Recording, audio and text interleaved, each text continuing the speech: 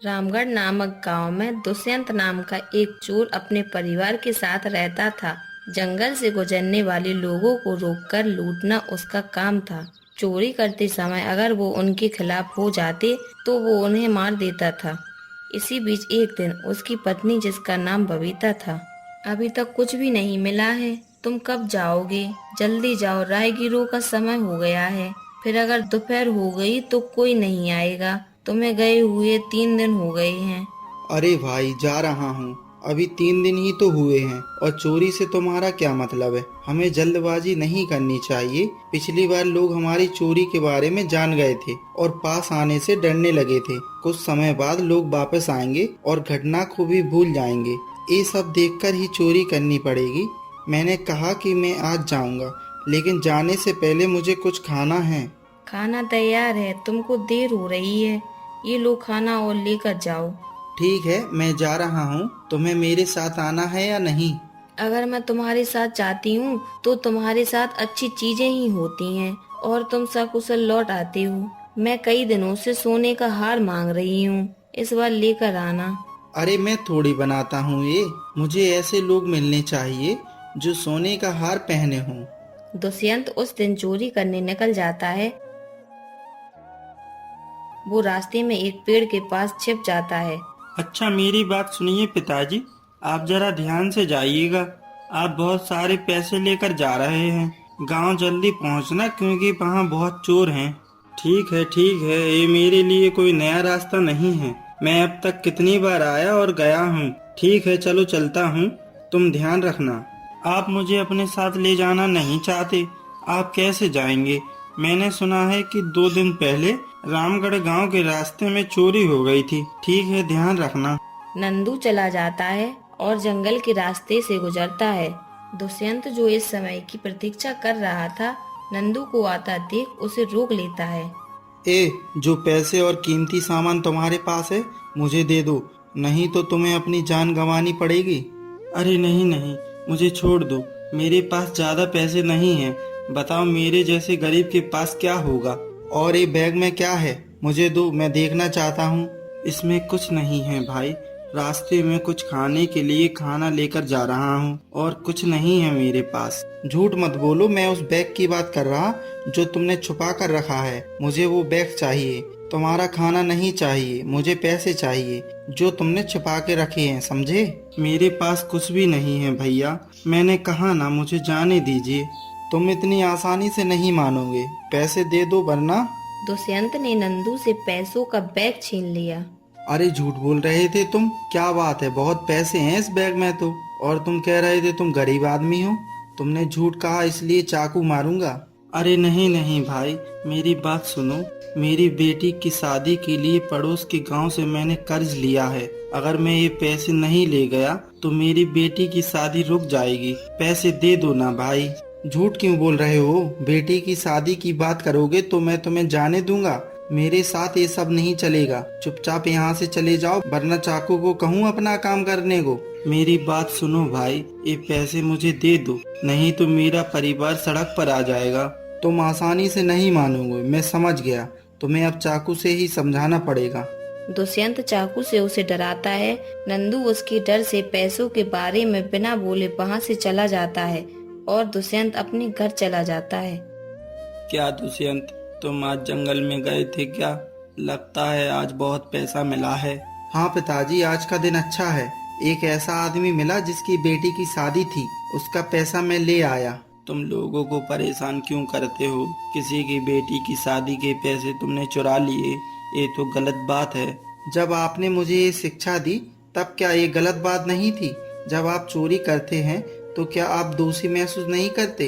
अब आए मुझे सबक सिखाने वाले। जाइए अपना काम कीजिए। मुझे इस बात का पछतावा हुआ, इसीलिए तो ये काम बंद कर दिया।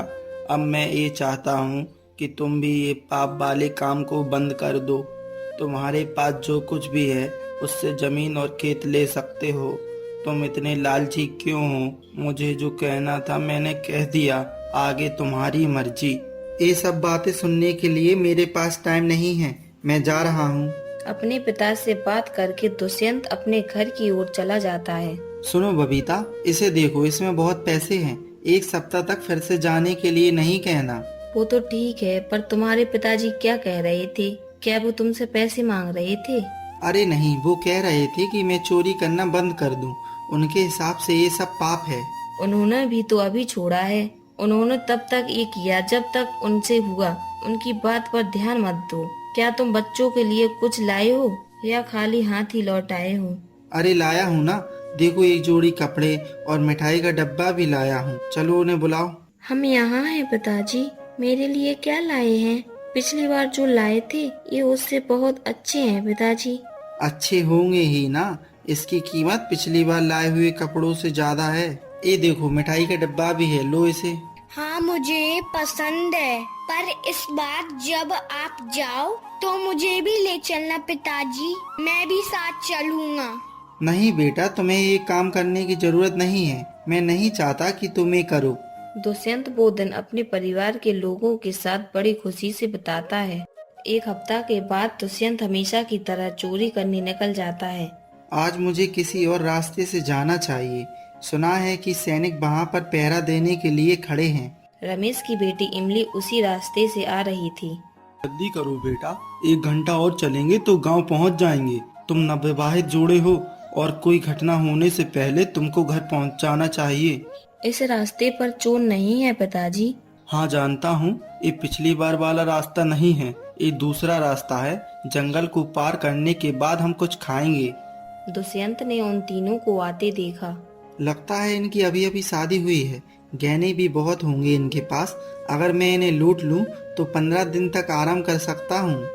ए सुनो, चुपचाप से जो भी गहने और पैसे हैं मुझे दे दो, वरना तुम लोग यहाँ से जिंदा नहीं जा पाओगे। देखिए भैया, ये नवविवाहित जोड़ा है। 3 दिन पहले ही इनकी शादी हुई है। हमारे पास जो पैसे हैं वो ले लो, लेकिन हमें जाने दीजिए। हम इस बारे में किसी को नहीं बताएंगे। मैं तुम्हें बेवकूफ लगता हूँ? तुम्हें लगता है कि मैं कोई छोटा मोटा चोर हूँ? मुझे पैसे के साथ साथ गहने भी चाहिए, वरना तुम्हें पता है इस रास्ते में कितने लोगों ने अपनी जान गंवाई है। अगर जान का डर है तो यहाँ पैसे और गहने रख दो। देखिए, हमने सारे गहने इस बैग में रखे हैं, आप इसे ले लीजिए और हमें जाने दीजिए। और उस मंगलसूत्र और उस हार का क्या? वो कौन देगा? उसे भी निकाल कर यहाँ रख दो। नहीं नहीं, ये हार मैं नहीं दूंगी। ये हार मेरी माँ का है। इसमें मेरी माँ की यादें हैं। भगवान के लिए इसे मुझसे मत छीनो। भगवान के लिए इसे छोड़ देंगे तो हम जैसे लुटेरे क्या भीख मांगेंगे? खुद ही अपने गले से निकाल दो, वरना मैं निकाल लूंगा। आसानी से समझ नहीं आता तुम्हें? भैया, ये नवविवाहित लड़की है, इस मंगलसूत्र को हटाना ठीक नहीं है। लगता है तुम अब ऐसे नहीं समझोगे। अब मैं अपने चाकू से ही समझाऊंगा। दुष्यंत चाकू निकालता है और रमेश को चाकू से मार देता है। रमेश की मौके पर ही मौत हो जाती है। अब समझ में आया या और भी कुछ कहना है तुम्हें? वे डर के मारे सारा सोना उतारकर दुष्यंत को दे देते हैं और वहां से चले जाते हैं। एक साधु दुष्यंत की सारी करतूतें देख रहा था। ए दुष्यंत, लगता है आज का दिन तुम्हारे लिए अच्छा है। पैसे और जेवर के साथ गले का हार भी तुम्हें मिल गया, लेकिन ये सब पाने के लिए तुमने एक जान ले ली। तुम्हें इससे क्या लेना देना? तुम हो कौन? मैं एक बुद्धिमान साधु हूँ। बताओ, तुम राहगीरों से सारे पैसे, जेवर और हार क्यों चुरा लेते हो? क्यों चुराता हूँ? मैं चाहता हूँ कि मेरी पत्नी और बच्चे आराम से रहें, जिससे हमें पैसों की परेशानी ना हो। अच्छा, तुमने अपनी पत्नी और बच्चे के लिए किसी भले इंसान की जान ले ली। क्या तुम उन्हें इतना प्यार करते हो? हाँ बिल्कुल, मैं जो कुछ भी करता हूँ उनके लिए ही करता हूँ। मेरी पत्नी कई दिनों से सोने का हार मांग रही थी। आज हार को देखकर उसका चेहरा खुशी से खिल जाएगा। अच्छा, लेकिन क्या उन्हें खुश करने के लिए तुम्हें इतने पाप करने पड़ते हैं? पाप करने के बाद तुम्हें भुगतना पड़ेगा। हर पाप की सजा होती ही है। ये सब बेकार की बातें हैं। पाप और पुण्य कुछ नहीं होता। आज जो मिला है वो मेरा है, कल किसी और का होगा बस। मैं भी ऐसा ही सोचता था। पिछले जन्म में मैं तुम्हारे जैसा ही डाकू था। पाप से नहीं डरता था मैं, पर अब देखो क्या हाल हो गया है मेरा। इस हालत से मुझे हजारों सालों तक मुक्ति नहीं मिल पाएगी। मैं ऐसे ही भटकता रहूंगा। तुम भी ये बंद कर दो। मैंने इसे अनुभव किया है, इसीलिए कह रहा हूँ। ये मेरा हाल इसका सबूत है। अब सुधर जाओ तुम। लेकिन अगर मैं कल से ये काम बंद कर दूं तो अपनी पत्नी और बच्चों को आराम नहीं दे पाऊंगा, और अगर मुझे उनकी जरूरतें पूरी करनी है तो मुझे चोरी के अलावा और कुछ नहीं आता। मतलब तुम अपनी पत्नी और बच्चों की खुशी के लिए ये सारे पाप कर रहे हो, लेकिन एक काम करो, तुम पहले भी बहुत पाप कर चुके हो।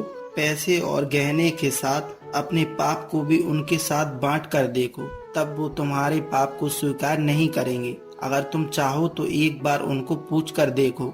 मुझे अपने परिवार को पूछने की जरूरत नहीं है, वो मेरे लिए कुछ भी करेंगे। अगर पाप को स्वीकार करने की बात कर रहे हो तो वो लोग जरूर करेंगे। मैं अभी जाकर उनसे पूछता हूँ। दुष्यंत घर वालों से साधु के कहे अनुसार अपना पाप साझा करने के बारे में पूछने जाता है। वो पहले अपनी पत्नी से कहता है, ये लो हार लाया हूँ और इसमें पैसे हैं। अब मुझे महीनों तक जाकर चोरी करने की जरूरत नहीं है। बहुत अच्छी, मैं हमेशा से ये हार चाहती थी। जो कुछ भी मांगती हूँ उसे बिना इनकार किए लाती हो, इसलिए मैं तुम्हें बहुत पसंद करती हूँ। अरे बबीता, ये सब तो मैं तुम्हारे लिए ही तो करता हूँ। अब तुम्हें एक काम करना होगा। मैं तुम्हारे लिए कुछ भी करूँगी। आज मैं बहुत खुश हूँ। बताओ मुझे क्या करना है। ये सब तुम्हारे लिए लाने के लिए मुझे बहुत पाप करना पड़ता है। मतलब आज मैंने एक आदमी की जान ले ली, तब जाकर तुम्हारे लिए ये हार ला पाया हूँ। मैंने बहुत पाप किए हैं, तो क्या तुम अब इन पापों को साझा करना चाहोगी?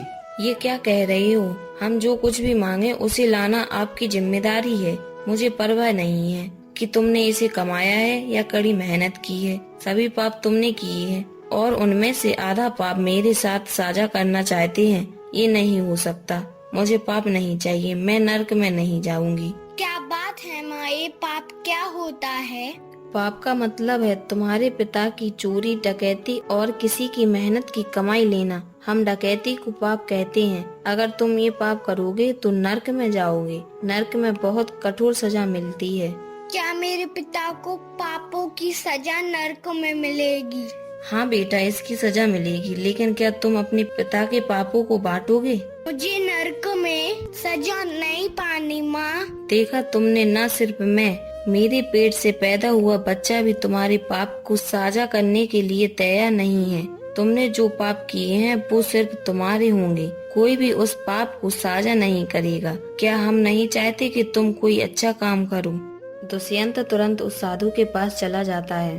आओ दुष्यंत, बहुत जल्दी वापस आ गए। क्या अपने पापों का उन्हें हिस्सेदार बना आए? मैं तुम्हारी बात समझ गया हूँ, और वो मेरे पाप को साझा करने के लिए तैयार नहीं हैं। वो तो कह रहे हैं कि ये मेरी जिम्मेदारी है। मैंने तुमसे पहले ही कहा था, पाप को साझा करने के लिए कोई तैयार नहीं होगा। पर इन पापों से तो मुझे कभी मुक्ति नहीं मिल पाएगी। अब तुम ही कोई रास्ता बताओ। अब तुम्हें ये सारे काम छोड़ने पड़ेंगे। तुम्हारे पास जो कुछ भी है उनसे अच्छा काम करने की कोशिश करो। धीरे धीरे तुम्हारे पाप कम हो जाएंगे। ठीक है, मेरी आंखें खोलने के लिए तुम्हारा शुक्रिया। उस दिन के बाद से दुष्यंत को इस सच्चाई का एहसास हुआ कि जिसने पाप किए हैं उसे भुगतना ही होगा और अपना जीवन जितना हो सके अच्छे कामों में बिताना होगा। अगर आपको ये कहानी पसंद आई हो तो हमारे सिर्फ कार्टून चैनल को शेयर एंड सब्सक्राइब करें।